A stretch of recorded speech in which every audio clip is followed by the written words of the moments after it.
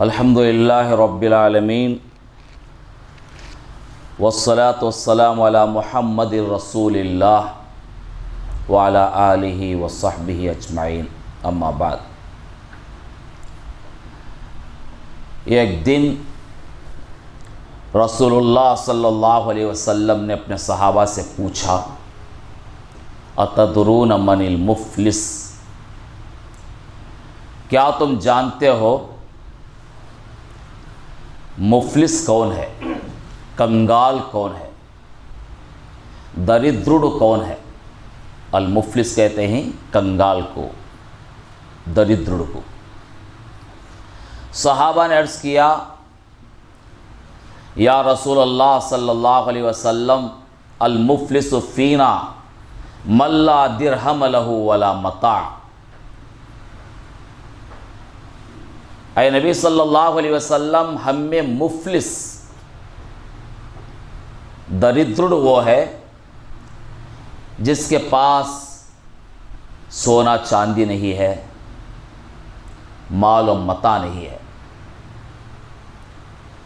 آپ صلی اللہ علیہ وسلم نے فرمایا، تمہاری سوچ غلط ہے۔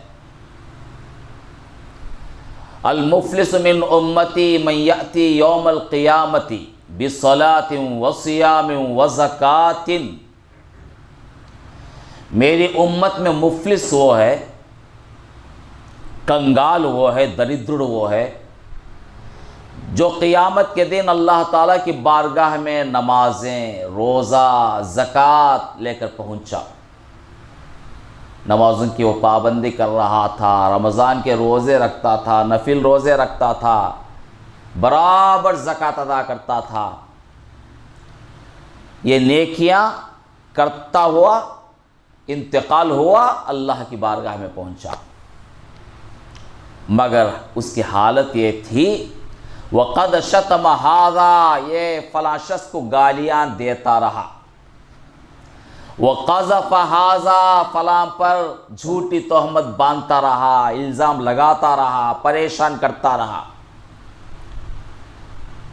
وَأَكَلَ مَالَ هَذَا، یہ ناحق فلاں کا مال کھا لیا، وَسَفَكَ دَمَ هَذَا، اپنے مفادات کے لیے فلاں کی جان بھی لے آئے، خون بہایا، وَضَرَبَ هَذَا، فلاں شخص پر ناحق ہاتھ اٹھایا۔ ایک طرف نماز، روزہ، زکوٰۃ، دوسری طرف اللہ کے بندوں کو گالیاں دیتا رہا، اللہ کے بندوں پر الزام لگاتا رہا، اللہ کے بندوں کا مال ناحق کھاتا رہا، اللہ کے بندوں کا خون بہایا اور اللہ کے بندوں کو ناحق مارتا رہا۔ اللہ کی عدالت قائم ہوگی اور اللہ انصاف کرنے والا ہے، وہ العدل ہے، انصاف کرنے والا، المقسط ہے، انصاف کرنے والا۔ اب اللہ کی عدالت قائم ہوگی، ایک طرف یہ مظلومین ہیں جن کو یہ نمازی، روزہ رکھنے والا، زکوٰۃ دینے والا گالیاں دیتا رہا، جن پر الزام لگاتا رہا، جن کا مال کھایا۔ اللہ کیا کرے گا؟ فَيُعْطَى هَذَا مِنْ حَسَنَاتِهِ وَهَذَا مِنْ حَسَنَاتِهِ، ان کے نیکیوں کو ان مظلومین کے کھاتے میں اللہ تعالیٰ ڈال دے گا۔ ایک ایک نیکی، نماز کا ثواب، روزے کا ثواب، زکوٰۃ کا جو ثواب تھا، اللہ تعالیٰ ان مظلومین کے کھاتے میں ڈال دے گا۔ فَإِن فَنِيَتْ حَسَنَاتُهُ قَبْلَ أَن يُقْضَى مَا عَلَيْهِ، یہاں تک کہ ساری نیکیاں ختم ہو جائیں گی، ساری نیکیاں ختم ہو جائیں گی، ابھی مظلومین کا حق ادا نہیں ہوگا، تو پھر اللہ تعالیٰ کیا کرے گا؟ اللہ تعالیٰ فرما رہا ہے، اُخِذَ مِنْ خَطَايَاهُمْ، ان سے جو غلطیاں ہوئی تھیں، جو گناہ سرزد ہوئے تھے، اللہ تعالیٰ تمام ان کی غلطیوں کو، گناہوں کی ان کے کھاتے میں ڈال دے گا۔ فَطُرِحَتْ عَلَيْهِ، ثم طرح فی النار، اور پھر جہنم میں اللہ تعالیٰ جھونک دے گا، حکم ہوگا ان کو جہنم میں ڈال دو۔ یہ حدیث مسلم شریف کی ہے، اور فضائل اعمال میں بھی یہ حدیث لکھی گئی ہے، اور مسجدوں میں سنائی جاتی ہے، لوگ سنتے ہیں، بڑے ادب کے ساتھ سر جھکا کر سنتے ہیں۔